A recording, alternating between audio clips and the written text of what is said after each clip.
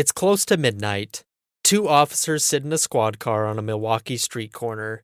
A man runs toward them, a pair of handcuffs swinging from one of his wrists. He tells them a stranger clamped it there, that the man had a large knife, and he said he meant to kill him. The officers try their own key on the cuff. It doesn't fit. The man offers to walk them back to the apartment he ran from. Welcome to Same Day, Different Century. I'm Zach. Today is July 22nd. The apartment was number 213, in a building called the Oxford Apartments on North 25th Street. The man who lived there was Jeffrey Dahmer, 31 years old. For 4 years, he had been bringing men from Milwaukee's bars and malls, offering money, drinks, or company, and then drugging them, killing them, and dismembering the bodies. His victims were mostly poor, mostly black, many of them gay or bisexual, some of them sex workers. Men whose disappearances moved slowly through the missing persons system, if they moved at all. Some had come from other cities. Many families did come looking, but the disappearances were investigated separately, often across jurisdictions, and rarely connected. He dissolved remains in acid and kept parts of the skeletons so no bodies surfaced. Investigators never connected the disappearances to one another, or to the quiet man on North 25th Street. And at least once, the system did more than fail to look. It handed him a victim back. 8 weeks before the night on the street corner, on the 27th of May, a 14-year-old boy named Canarax Enthusiphone escaped that same apartment. He had been drugged. He was found outside, naked and bleeding, barely able to stand. 2 young women found him and called the police. 3 officers arrived. So did Dahmer, who told them the boy was his 19-year-old boyfriend, drunk after a quarrel. There were photographs inside that seemed to fit the story. The officers accepted it and left the boy there. He was killed soon after the police left. Dahmer's 13th victim.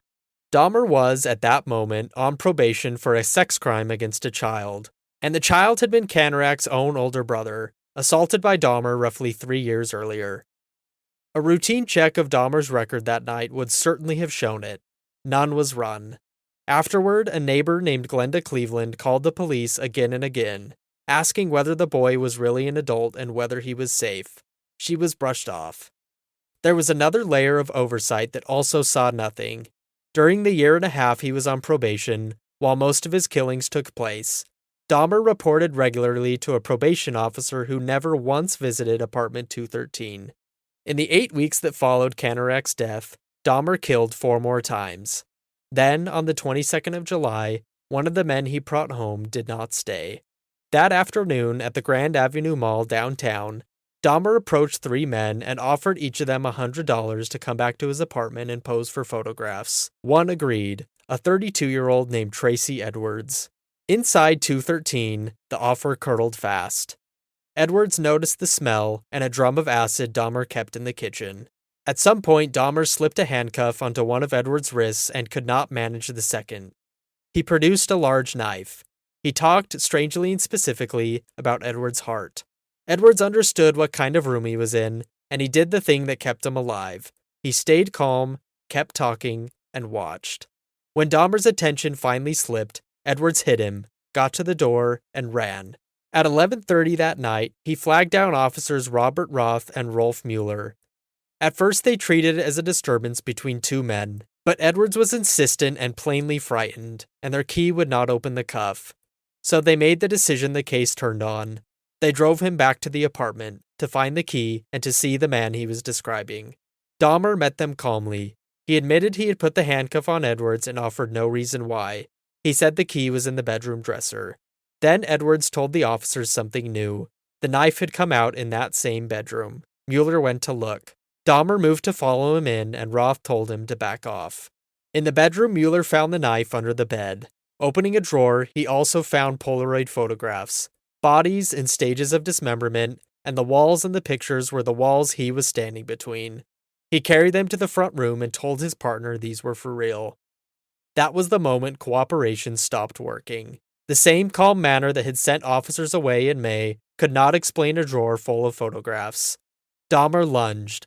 The 2 officers wrestled him down and cuffed him. When one of the officers opened the refrigerator, he found human remains. A fuller search over the following days recovered the remains of 11 people from the apartment. What the officers carried out of 213 did not stay contained to one apartment. It became a public accounting of the killings and of the chances to stop them that had already been missed. The charges came fast. Within the month, Dahmer was charged with 15 murders. Investigators in Ohio also matched bone fragments in the woods behind Dahmer's own family home in Bath, Ohio, to a teenager who had vanished in 1978, and charged him there too. In total, he confessed to 17 killings between 1978 and 1991.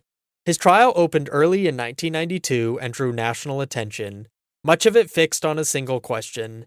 He pleaded guilty but insane, which meant the trial argued only whether a mental disorder had left him unable to control his conduct. The point his defense actually pressed, since no one disputed he knew it was wrong. The jury decided it had not.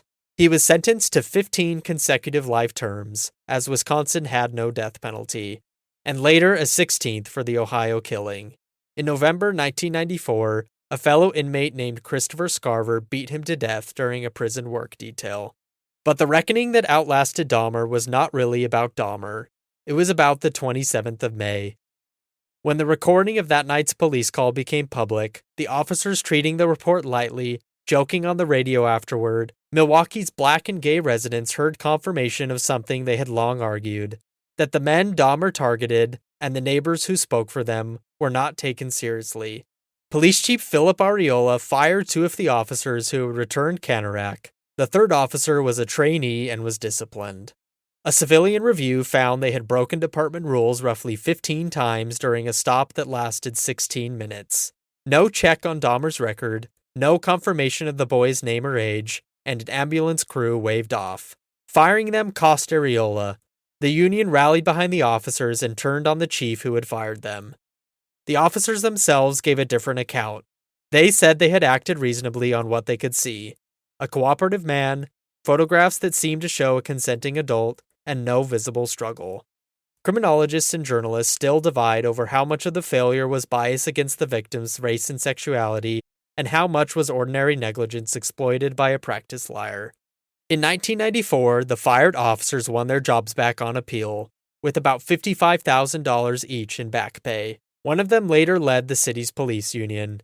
Canorac's family settled with Milwaukee for roughly $850,000. Tracy Edwards, whose escape ended it all, sued the department for ignoring the earlier warnings. His case was thrown out. Glenda Cleveland, the neighbor who had called, was later publicly credited with trying to stop what the department would not. She had been right about the boy every time she picked up the phone. The arrest closed one apartment on one July night. The failures behind it are why police are still judged not only by the killers they catch, but by whose alarm they answer, and whose they wave away. That same day, different century. I'm Zach. We'll be back tomorrow with another date, another story. Thanks for listening.